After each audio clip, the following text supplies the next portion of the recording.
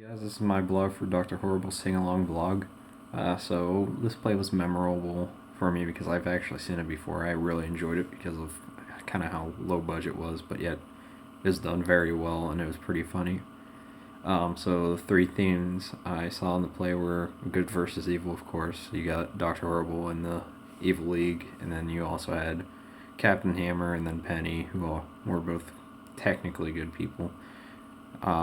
Then there was the theme of love and how it can affect people.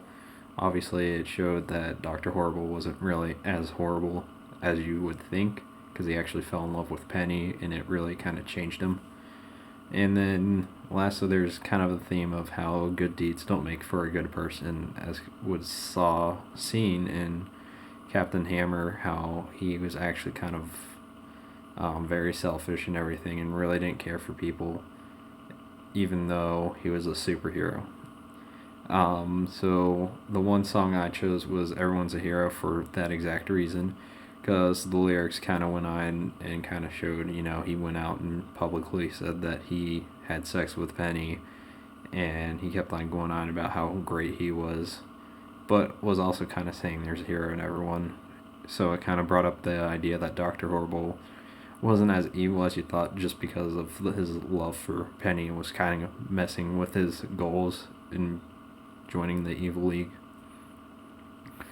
For the musical method of storytelling, I think it is pretty effective, but it really depends on the scenario. I feel like this was a prime example of how it can be really good in order to move the play along. Like I said, this was mainly because it was kind of a lighthearted play. So I feel like in more dramatic plays it might not be that great.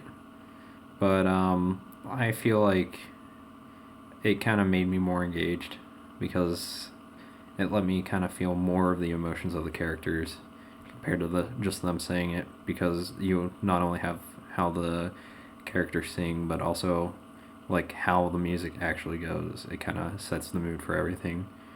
And there is a comparison between songs and musicals to the monologues or soliloquies, because it gives you the background on the people involved in a scenario. It can show how they feel, what they think of the situation, and all of that.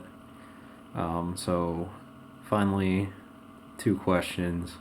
If the play was centered on either Penny or Captain Hammer, would you have thought Dr. Horrible was actually a bad villain, or was he just kind of a guy that was trying to be evil but wasn't really that much of a nuisance?